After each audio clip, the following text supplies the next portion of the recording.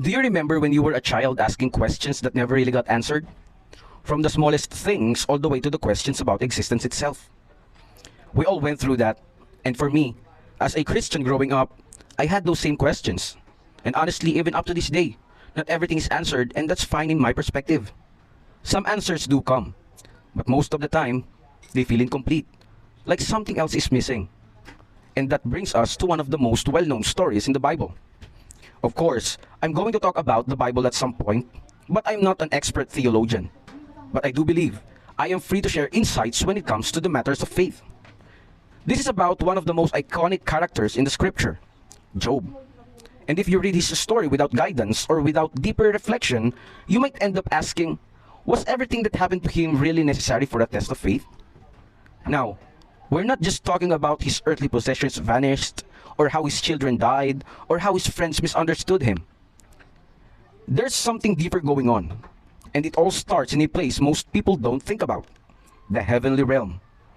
A kind of gathering takes place where God is present and spiritual beings are assembled, like a divine council, almost like an annual report moment, just to help us picture it. And in that gathering, something is said that changes everything. An accuser appears, the Satan, and he makes a claim that Job doesn't love God for nothing, that his faith is only because life has been good to him. So the challenge is set, not just about Job's life, but about whether real faith can exist without blessings. And God allows the test, but with limits. Now here's something important in this framework of the story. Angelic beings are not portrayed as beings without choice. Even Satan, in this interpretation, is understood to have free will, which is why rebellion becomes possible in the first place. So imagine this moment carefully.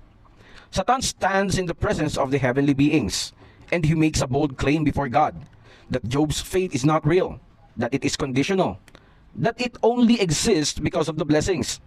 It is not just Job being questioned, it is the integrity of God's judgment being indirectly challenged. Now, from this perspective, the allowance of the test can be understood in two ways. First, to demonstrate that God's judgment regarding Job's integrity is correct, that Job is truly righteous not because of the blessings but in substance. Second, to show that God is never wrong in his assessment of a person's heart. Because imagine the alternative. If God simply ignores the challenge, if there is no response to the accusation, then within this heavenly framework, it could be interpreted as silence under doubt. Other angelic beings might wonder, why was the challenge not addressed? Is there uncertainty about Job's faith? Is there hesitation in God's judgment? So the test in this reading is not about insecurity in God, but about clarity in a universe where moral claims are being made. And that is why the story shifts back to earth. Job is not just living out personal suffering. He is unknowingly part of a larger, unseen confirmation of truth. And everything Job has begins to fall apart. He loses his wealth. He loses his children. He loses his health. And from the outside, it looks like everything is collapsing. But what's interesting is Job's response. He does not immediately turn away from God. He struggles, he grieves, he questions, but he still holds on to his trust. Meanwhile, his friends arrived, and they try to explain everything in a simple way. If you are suffering, you must have done something wrong. But the story already tells us something important. Job is not being punished. So their conclusions doesn't fully fit the situation.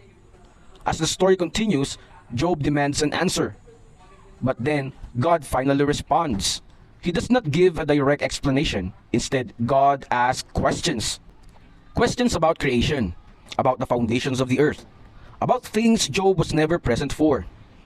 And the message is simple. There are limits to human understanding. Not everything will be explained from our point of view. And in the end, Job is restored. But not because he received full answers. Rather, because he did not let go of his trust in God, even without understanding everything. So maybe the takeaway is this.